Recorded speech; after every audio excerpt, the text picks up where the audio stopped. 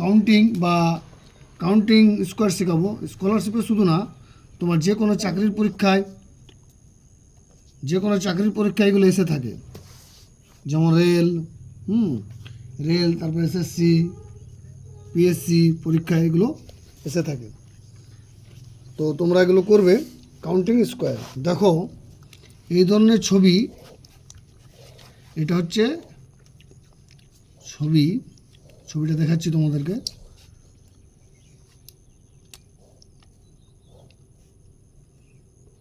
দেখো এটা কলম 1 2 3, আর এটা হচ্ছে রো। এটা হচ্ছে কলম, এটা হচ্ছে রো। যদি রো আর কলম আলাদা থাকে, কলম কত তোমার 3, রো কত তোমার 4। কলম আর রো যদি আলাদা থাকে তাহলে, অর্থাৎ রো নট ইকুয়াল টু কলম, তখন তোমার দেখো রো হচ্ছে 4 আর কলম হচ্ছে 3, তাহলে 4 গুণিত 3 সমান 12। এবারে 4-এর চেয়ে 1 কম 3, 3-এর চেয়ে 1 কম হচ্ছে 2, 6। এরকম করতে থাকবে, এরকম 3-এর চেয়ে 1 কম 2, আর 2-এর চেয়ে 1 কম 1, 2 2, এরকম করতে থাকবে যতক্ষণ না 0 হয়। 2-এর চেয়ে 1 কমে গেলে 1 হয়, আর 1 থেকে 1 চলে গেলে 0, অর্থাৎ এটা 0 হয়ে গেল। তাহলে 12 6 18, 18 আর 2 20, কটি স্কোয়ার আছে এখানে, কটি বর্গক্ষেত্র আছে, 20টি। বোঝা গেল? এবার নেক্সট দেখো, এটা তোমাদের বাড়ির হোমওয়ার্ক দিয়ে দিচ্ছি, তোমরা করবে। এই অনুযায়ী রো আর কলম আলাদা আছে।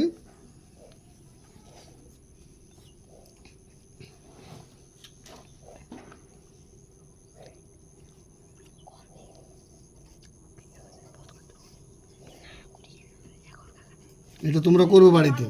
এই ছবিটা দিয়ে দিলাম, এই ছবিটা বাড়িতে করবে। এবার নেক্সট দেখাচ্ছি তোমাদেরকে আমি, রো আর কলম যদি একই থাকে, রো আর কলম যদি তোমাদের একই থাকে, তাহলে রো আর কলম যদি একই থাকে তাহলে তোমরা কি করবে দেখো।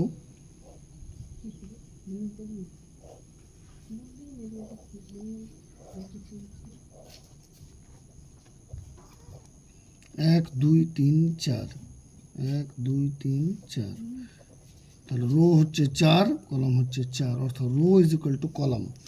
সেক্ষেত্রে তুমি এই ফর্মুলাটি ইউজ করবে। 1-এর স্কোয়ার 1, 2-এর স্কোয়ার 4, 3-এর স্কোয়ার 9, 4-এর স্কোয়ার 16। তাহলে 16 আর 9 হচ্ছে 25, 25 আর 4-এ 29, 29 আর 1-এ 30। এই যে ফর্মুলাটা, এই ফর্মুলাটা রো কলম একই থাকলে এই ফর্মুলাটা, রো আর কলম সমান থাকতে হবে। রো কলম সমান থাকলে তুমি এই ফর্মুলাটা ইউজ করতে পারো, উপরের ফর্মুলাটা। উপরে যে ফর্মুলাটা দেখালাম, যে রো কলম আলাদা হলে কি ফর্মুলা, হ্যাঁ, রো কলম আলাদা হলে কি ফর্মুলাটা ইউজ করতে পারো। কিন্তু রো কলম আলাদা হলে তুমি রো কলম যেটা সমান হচ্ছে, যে ফর্মুলাটা দিলাম সেই ফর্মুলাটা ব্যবহার করতে পারবে না। বোঝা গেল? এবার নেক্সট অঙ্ক দেখো তোমরা। নেক্সট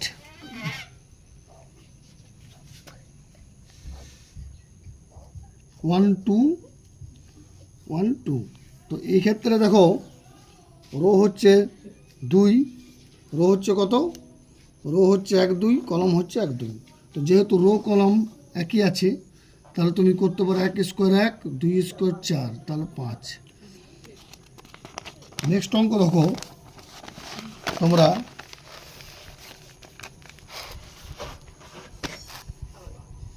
নেক্সট অঙ্ক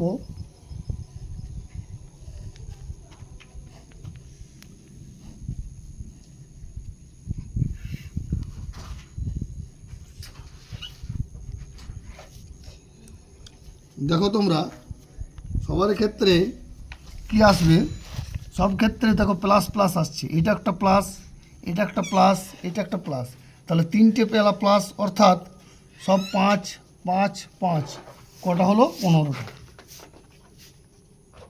বোঝা গেল? নেক্সট অঙ্ক তোমাদের,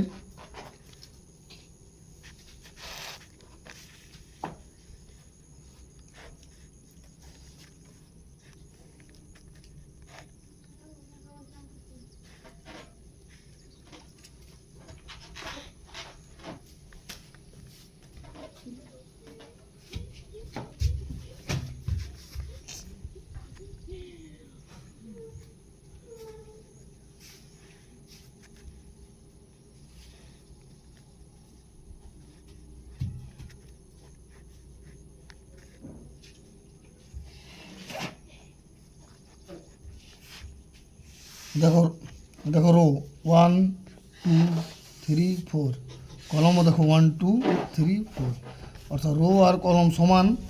তাহলে সেক্ষেত্রে তুমি করবে, এটা প্রথমে বের করে নাও।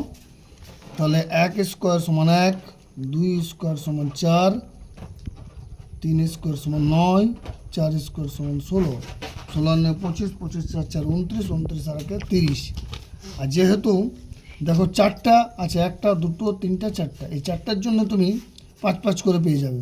আমি আগেই দেখিয়েছিলাম প্লাস হলে এক একটার জন্য 5, তাহলে 4 5 20, তাহলে 30 আর 20 50, 30 আর 20 50। দেখো এই ধরনের ছবি হবে। নেক্সট ছবি হচ্ছে তোমার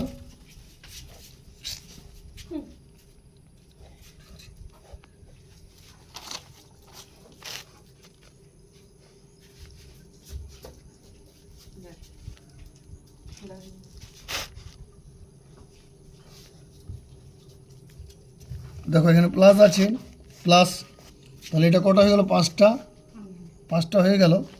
5টা হয়ে যাওয়ার পর তুমি দেখো আরেকটা বর্গক্ষেত্র, তাহলে 5 আর 1 6। আজকে এই পর্যন্তই, কাউন্টিং স্কোয়ার শিখিয়ে দিলাম।